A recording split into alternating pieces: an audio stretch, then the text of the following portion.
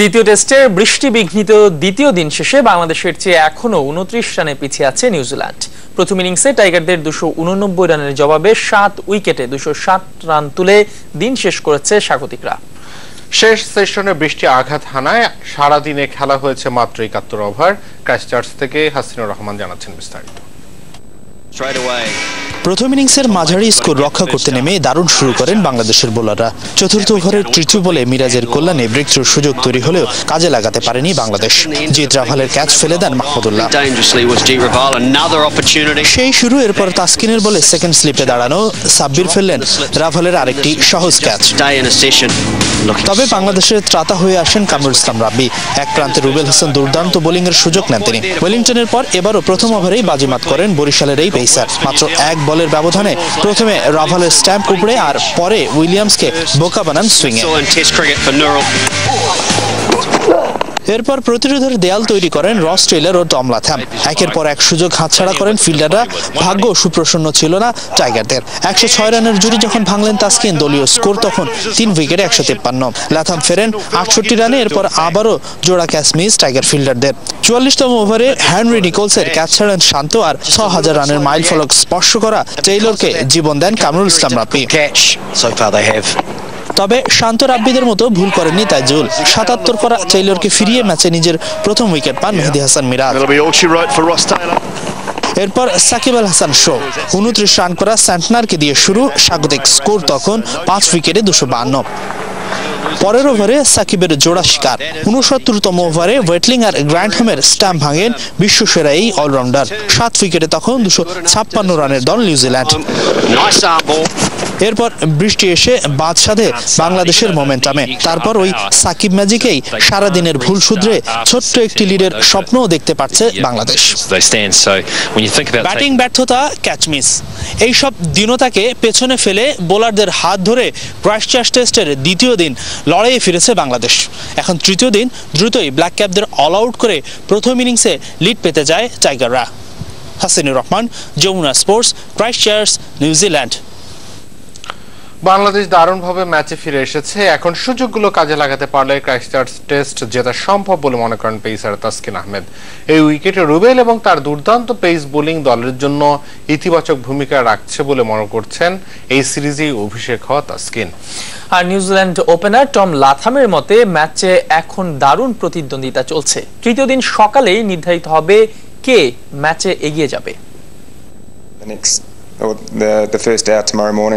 দ্বিতীয় দিনে সাকিব খেলায় সমতা ফিরিয়েছে। এখন তৃতীয় দিনের সকালটা খুবই গুরুত্বপূর্ণ দু দলের জন্য। হাফ সেঞ্চুরি করা নিকোলস আছেন উইকেটে। আশা করি ও টেলেন্ডারদের নিয়ে নিশ্চয়ই আমাদের ভালো একটা লিড এনে দেবে। এখানেও সম্ভব, আমাদের সেই স্কিল আছে, তো আমরা যদি আমাদের বেস্টটা খেলতে পারি ইনশাল্লাহ আমরা জিততেও পারি। তিনজন পেস বোলারই ভালো বল করছি, স্পেশালি রুবেল ভাই আর আমি। আমরা যেহেতু দুজনে ফাস্ট বোলার, আমাদের অ্যাগ্রেসিভ থাকতেই হবে। তো সেই সাথে ভালো লেগেছে যে আমরা পেসের সাথে বল সুইংও করাইতে পেরেছি। বাংলাদেশের সমস্ত আশা প্রত্যাশা সবকিছু কিন্তু সাকিব আল হাসান কেন্দ্রিক হয় এবং সেটি কিন্তু এই টেস্টের এই দ্বিতীয় দিনও সাকিব একবার প্রমাণ করেছেন। তিনি ৩টি উইকেট নিয়েছেন, দলে কার্যকরী ভূমিকা রেখেছেন এবং সারা বিশ্বে এখন পর্যন্ত যারা কার্যকরী ক্রিকেটার বিশেষ করে অলরাউন্ডার আছেন তাদের তালিকায় কিন্তু ২ নম্বরে চলে এসেছেন সাকিব আল হাসান। আমরা সেই তালিকাটা যদি একটু দর্শকদের দেখাতে চাই সেখানে স্পষ্ট হয়ে যাবে। এখন পর্যন্ত রাকিব আপনি দেখতে পাচ্ছেন Richard Hadlee, sir Richard Hadlee এখন পর্যন্ত তিনি কিন্তু ব্যাট হাতে ৮.16% অবদান রেখেছেন দলের এবং বল হাতে কিন্তু ৩৪.৩ অর্থাৎ সর্বমোট ৪২.৫১% অবদান রেখেছেন দলের প্রয়োজনে তিনি খেলেছেন।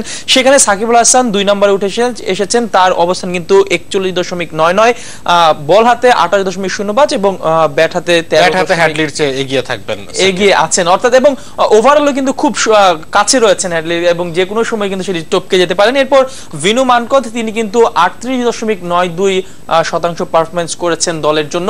আমরা পরের কার্ডটি যদি দেখি সেখানে বাকি ৩ তিনজনকে দেখতে পাবো। সেখানে রয়েছেন আরেক্সার ইয়ান বোথাম, তিনি 35.98% অবদান রেখেছেন। ইমরান খান পাকিস্তানের বিশ্বকাপ যে অধিনায়ক, তিনি 35.96 ওভারঅল, এবং ক্রিস ক্রিয়ান্স তিনি কিন্তু 34.64। অর্থাৎ যারাই আমরা দেখছি সেরা 6-এর মধ্যে কিন্তু একমাত্র সাকিবই চলমান ক্রিকেটার যিনি এখনো খেলা ধরেছেন, বাকি সবাই অবসরে চলে গেছেন, অবসর নিয়েছেন। এবং এই তালিকায় দুইজন আমরা কিউই ক্রিকেটার দেখছি, একজন হচ্ছে রিচার্ড হ্যাডলি এবং ক্রিস ক্যান্টস।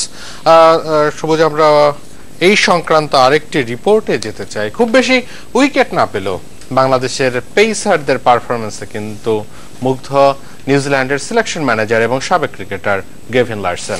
পাকিস্তান ও শ্রীলঙ্কার পেসারদের টপকে নিউজিল্যান্ডের মাটিতে সেরা সেশন উপহার দিয়েছেন রাব্বি, তাসকিন, রুবেলরা। দাবি তার, ফিল্ডিং এর মান ও ভাগ্য সুপ্রসন্ন হলে দ্রুতই দেশের বাইরেও ধারাবাহিক সাফল্য পাবে বাংলাদেশ। বিশ্বাস 3টি বিশ্বকাপ খেলা গেভিন লারসনের। ডিবলি, ডবলি, ইউবলি, ওবলি, নিউজিল্যান্ডের বিখ্যাত সেই কৃপণ ত্রয়ীকে এনামেই চিনত ক্রিকেট বিশ্ব। ক্রিস হ্যারিস আর উইলি ওয়াটসনের সঙ্গে গেভিন লারসনের স্লো মিডিয়াম বোলিং বিখ্যাত হয়ে উঠেছিল ওয়ানডে ক্রিকেটে রান খরচার কৃপণতার বিচারে। এই তিনের একজন, 3 বিশ্বকাপ খেলা গেভিন লারসন এখন নিউজিল্যান্ড ক্রিকেটের সিলেকশন ম্যানেজার। 1999 বিশ্বকাপ খেলে অবসরে যাওয়া লারসন এখনো স্মরণ করেন তার সোনালী দিনগুলোকে। We played some really good cricket. We had a great captain, leader in Martin Crowe. 99 বিশ্বকাপে বাংলাদেশের বিপক্ষে ম্যাচও খেলেছিলেন দ্য পোস্টারম্যান নামে পরিচিত লারসন। 19 রান দিয়ে নিয়েছিলেন 3 উইকেটও। সাবেক এই স্লো মিডিয়াম বোলার বলছেন, টিম বাংলাদেশ উন্নতি করেছে ঢের। 99 বিশ্বকাপে বাংলাদেশের দলটি কেবল পথ চলা শুরু করেছিল। এখন ঘরের মাঠে সবচেয়ে কঠিন প্রতিপক্ষ তারা, এতেও ভালো করছে বাংলাদেশ।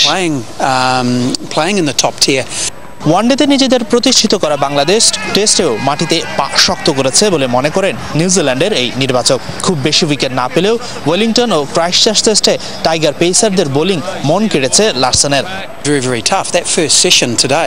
এই কন্ডিশনে বাংলাদেশের পেসাররা দারুণ বল করেছে।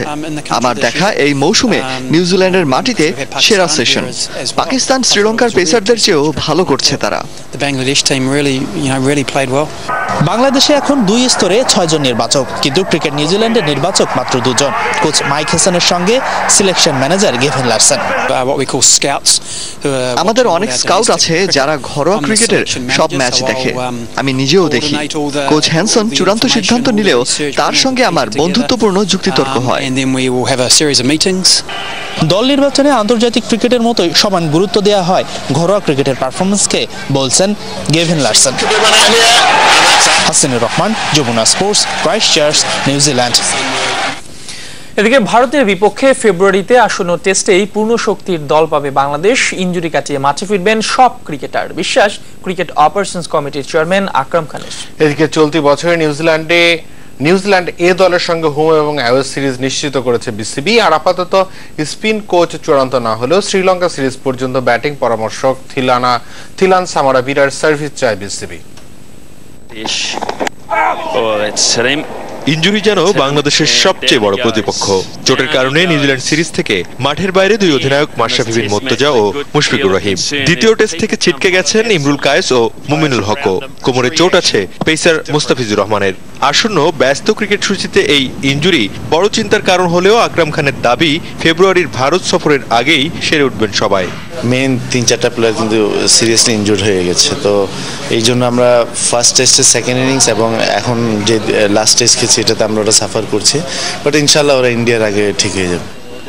সফরে কোনো ম্যাচ জিততে না পারলেও ক্রিকেট কূটনীতিতে নিউজিল্যান্ড থেকে সুখবর নিয়ে ফিরেছেন আকরাম খান।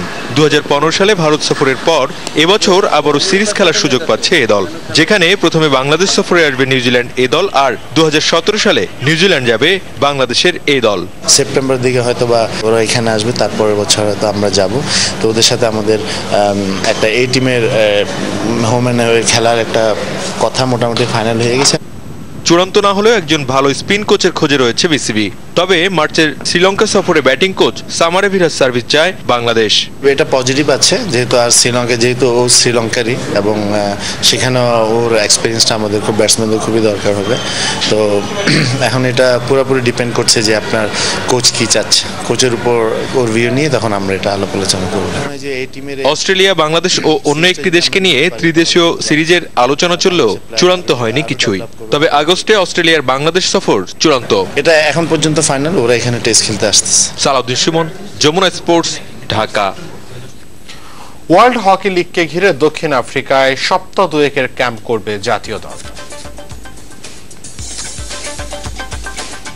আমরা চাচ্ছি যে র্যাঙ্কিং এর সামনে যে দলগুলো আছে অ্যাটলিস্ট তাদের সাথে যাতে আমাদের প্র্যাকটিস ম্যাচগুলো হতে পারে।